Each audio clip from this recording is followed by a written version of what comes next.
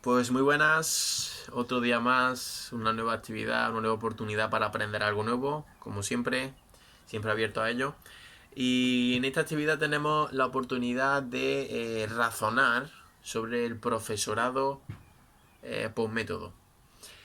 Antes de nada me gustaría hacer una pequeña aclaración que creo que es bastante importante, que sería como ese ideal de profesor, bajo mi punto de vista, que es aquel que es capaz de adaptarse al contexto. Es por tanto que en las situaciones que tenemos aquí, que son dos completamente diferentes, los contextos bajo mi punto de vista son, por no decirlo de alguna manera, son cruciales, son importantísimos.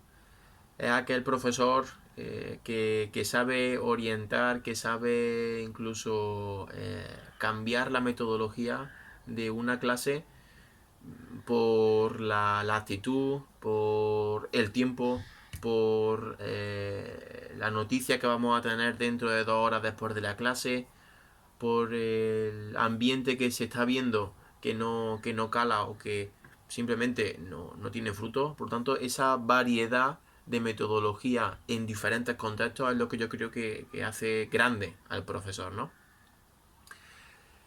En estas dos situaciones, con grupos diferentes, niveles diferentes, background diferente y sobre todo objetivos completamente variados, se va a intentar aportar cuál es ese razonamiento de o cómo debería, bajo el marco, debería de ser el profesor por método. Estaría este enfoque o esta era estaría liderada por, bueno, tres enfoques completamente, eh, bajo mi punto de vista, con cargados de peso, ¿no? El enfoque comunicativo, el enfoque humanístico y el enfoque orientado a la acción. El enfoque humanístico porque pone en el centro al profesor, al alumno. El alumno que necesita ser el necesario el centro de su aprendizaje. Un, un enfoque que pone en el centro al alumno, a la persona en sí, ¿no?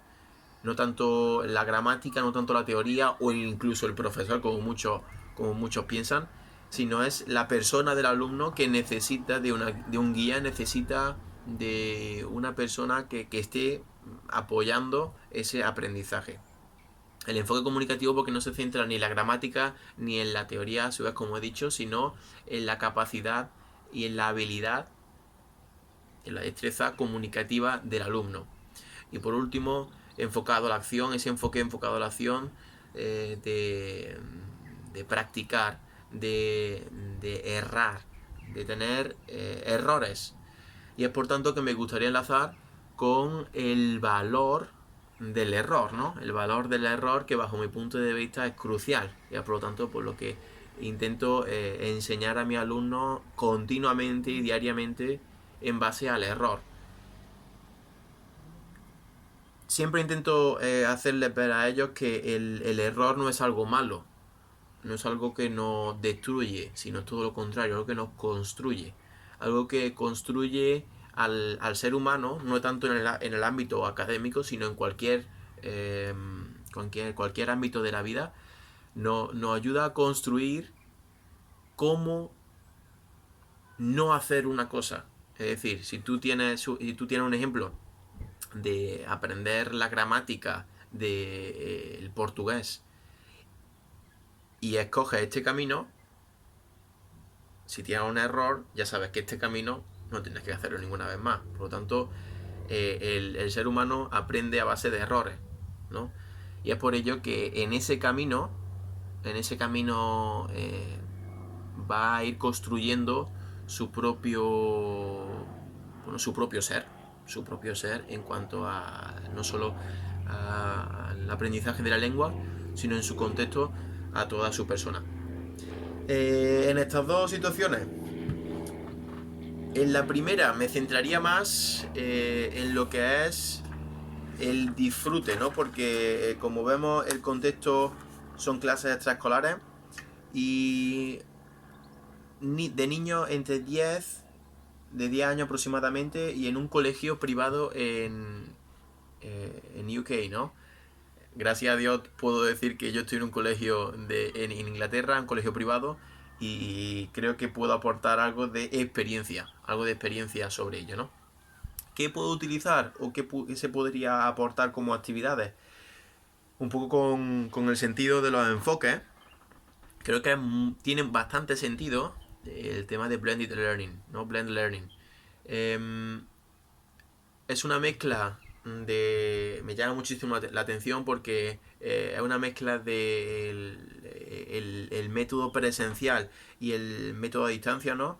Y creo que combina un poco de ambas partes, ¿no? Por lo tanto, yo creo que es la mejor opción para aportar al valor al alumno. ¿Por qué? Pues porque bajo mi punto de vista en la parte presencial el alumno es guiado, el alumno tiene un enfoque o tiene un guía que le ayude. Ahí está el profesor para ayudarle, para resolver dudas. Pero por otro lado va a desarrollar ese enfoque o esa destreza de aprender a aprender, ¿no? Ese espíritu emprendedor que creo que necesita tener cada alumno. Por otro lado, en otra situación completamente diferente, ¿qué propongo? Pues completamente otra cosa diferente, que sería el flip learning, el flip classroom, que es una clase al revés, ¿no? No es tanto un método, sino sería una técnica, como vimos en los apuntes en la clase anterior. Y es por tanto que debido al contexto que se nos brinda la situación 2, que sería clases privadas para 2 personas, intuyo que estas personas quieren realmente estar aquí y no es una obligación. Por lo tanto, el ambiente, las características de este Flip Classroom, es un ambiente flexible, tiene una cultura del aprendizaje, ¿no? Un contenido intencional, y por último los educadores son profesionales. Por lo tanto, creo que es la mejor opción para esta situación 2, ¿no? Actividad propia para cada una de las situaciones. La situación 1 pondría, pues bueno, conversaciones de uno a uno, en cuanto a ese ámbito presencial, y luego un book forum para ese espíritu emprendedor, ¿no? Para intentar alcanzar o localizar libros que le llamen realmente la atención.